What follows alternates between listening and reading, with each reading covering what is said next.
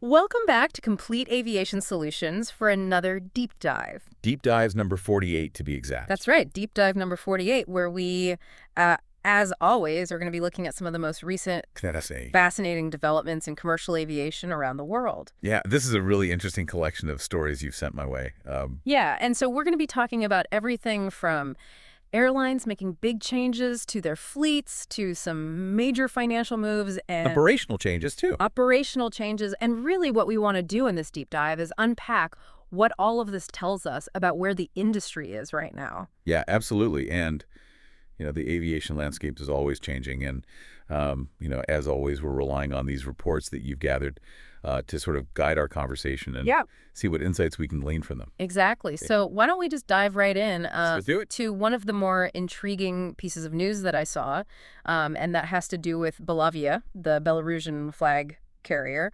According to one of these reports, they're apparently in pretty serious talks to acquire 3 Airbus A330-200 aircraft. Wow, A330s, okay. Yeah, A330s, and they're looking to add these to their fleet potentially for the summer 2025 season. Okay. Now, these aircraft are currently, we understand, parked at Minsk National Airport. Okay. And what makes this even more interesting is the registration. Oh. They're actually listed under Gambian registrations, Okay. which belong to a company called Magic Air. Interesting. And if that name sounds familiar, it's because the same company was apparently previously involved in a similar aircraft delivery to Chemwings Airlines in Syria.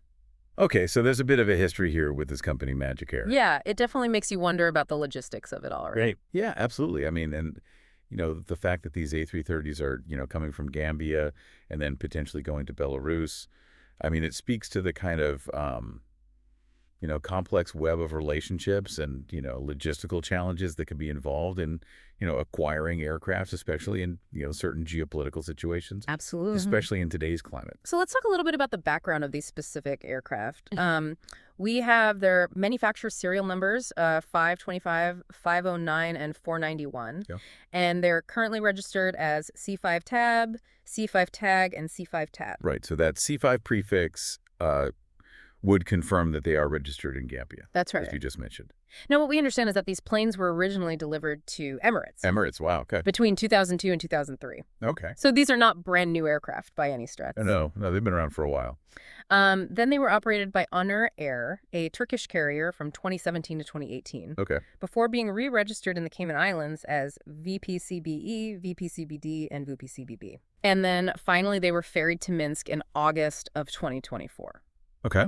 Now, this report indicates that they arrived in Minsk needing significant maintenance, and they haven't flown since. Oh, wow. So that suggests that Belavia might be undertaking a pretty substantial project to get these older wide bodies ready to actually operate. It's a big undertaking, right? I mean, to bring aircraft that have been essentially stored and in need of maintenance back into service, I mean, that's not a small feat. No, it's not. There's a lot of, inspections that need to be done and, parts that potentially need to be sourced. And it's a pretty big undertaking. Yeah, now this potential acquisition is especially significant when you consider kind of the current global landscape, right? Right. This report points out that this would actually be the largest addition of aircraft to either the Russian or Belarusian registered fleet since the Western sanctions were imposed in early 2022. Wow, okay. So that really is saying something, right? It is. It's a big deal. Now, Belavia's current passenger fleet consists mainly of Boeing 737s and Embraer E-jets.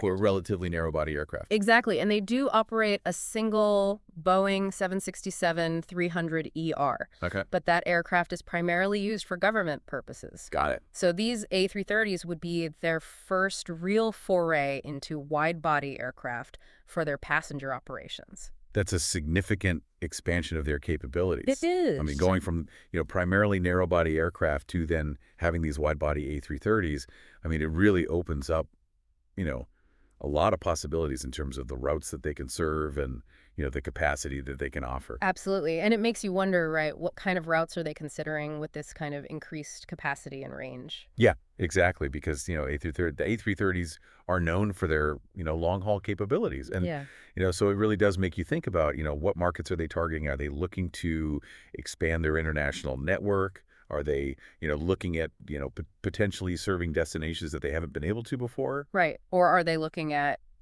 flying to destinations that they already serve. Yeah. But maybe with more frequency or with more capacity. Exactly. Or, potentially even, cargo operations as well. I mean, A330s have, significant cargo capacity. Yeah, and we talked about the fact that these A330s are not new, Right. that they're older aircraft, and this report does kind of highlight that this move by Belavia to acquire these older planes as opposed to, going for brand new aircraft could be a strategic decision based on the constraints they're facing. Right. Right now, they don't really have access to newer Western-built aircraft because of the sanctions. It's a way of adapting to the situation. Right. I mean, in the face of, these limitations on accessing new aircraft, they've had to get creative and find alternative solutions. And, acquiring these older wide bodies is, one way to do that. Yeah, it's definitely a workaround, right? Yeah, But it does raise an important question about their long-term strategy. absolutely. Are they focusing on markets where maybe aircraft age isn't as much of a factor? Or is this purely a necessity driven by the fact that they just don't have a lot of other options? Yeah, and I think, the age of the aircraft is an important consideration because, it can impact things like, fuel efficiency, maintenance costs, passenger comfort. So, it's definitely something that they've had to weigh carefully. Yeah, and I think the operational cost, right, of actually getting these planes up and running Huge. and the ongoing maintenance demands are going to be really crucial factors in whether this is successful or not. Yeah, absolutely. Because, older aircraft, tend to require more maintenance. And, as we mentioned, these particular aircraft arrived needing significant maintenance. So, it's going to be a, ongoing expense. And, they're going to have to make sure that they can, manage that effectively. All right, well, let's shift gears now and go to a completely different part of the world Okay. and talk about a development in the Maldives. Sounds good. Now, one of these reports details that Deutsche Bank is apparently exploring a pretty sizable loan, 200 million US dollars.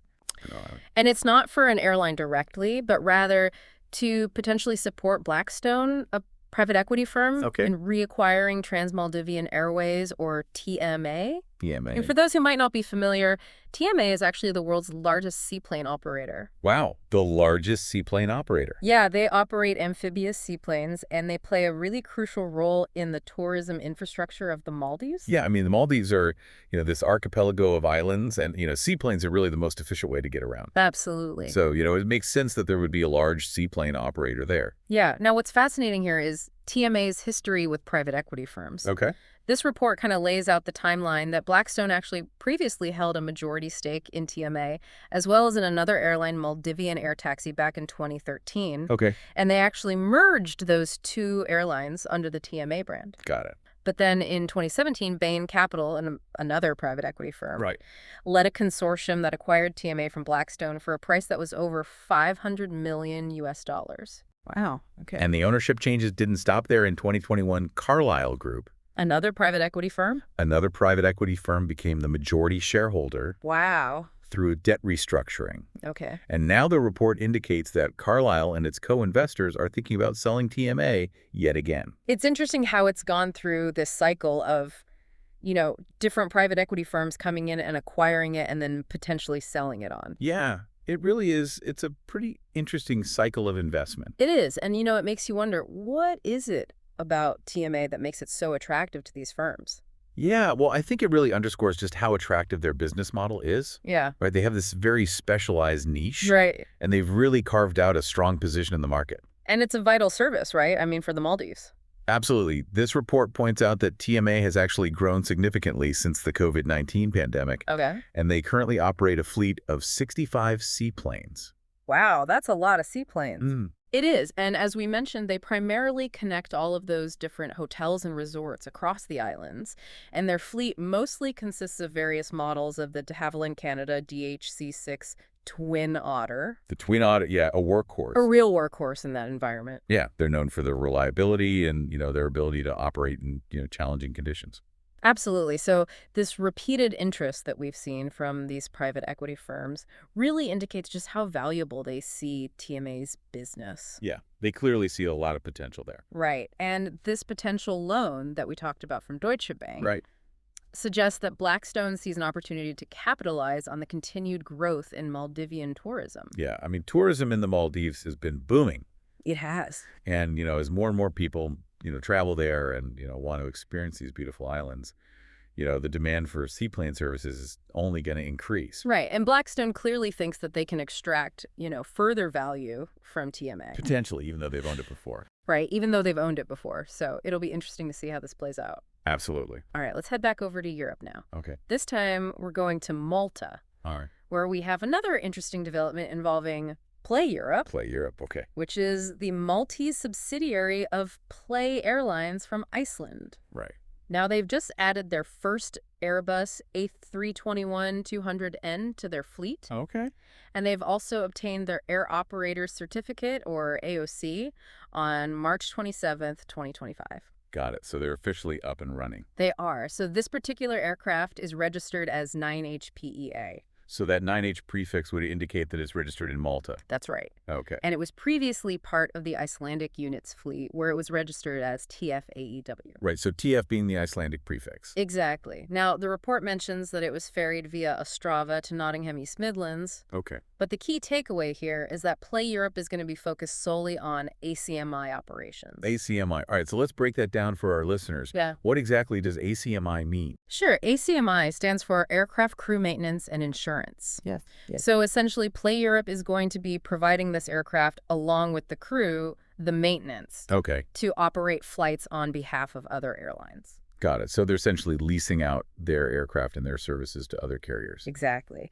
Now, the report goes on to state that Play Airlines anticipates adding at least 2 more A321neos to this Maltese subsidiary. Okay. As part of a 2-year contract with an unnamed Eastern European operator. Okay. So that would bring their ACMI fleet up to a total of 3 aircraft. 3 aircraft, okay. And what I found particularly interesting is that Play Airlines has been very open about why they're doing this. Oh, okay. They've stated that they expect this ACMI operation to improve their profitability and overall financial stability. That makes sense. Yeah. Because, the ACMI model provides a more predictable revenue stream. Right. Compared to the kind of inherent volatility of scheduled passenger services. Right. You're not subject to as many, fluctuations in demand or, pricing pressures. Yeah, and especially for a relatively new airline like Play, right.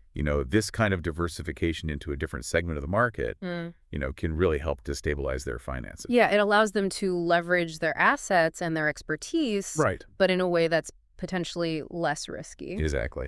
All right, for our final stop, let's go to Nepal. Nepal, okay. Where one of these reports indicates that Nepal Airlines is resuming some of its domestic routes out of Kathmandu. Okay. After a 3-month suspension. All right.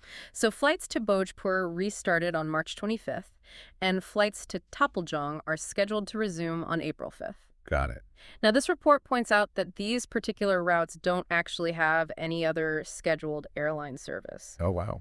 So Nepal Airlines is really the only option for people who want to travel to these destinations. So they're playing a vital role in connecting these remote communities. Absolutely. This resumption of service, according to the report, is directly tied to the fact that Nepal Airlines has managed to repair one of its 2 DHC-6-300 Twin Otter aircraft. Ah, so they had one of their Twin Otters out of service. Yeah, their other Twin Otter has been grounded since June of 2024. Wow, so almost a year. Yeah, because of engine issues. Okay. So they've been operating with a limited fleet for quite some time now. Yeah, and, especially in a country like Nepal, which has, such diverse and challenging terrain. Right.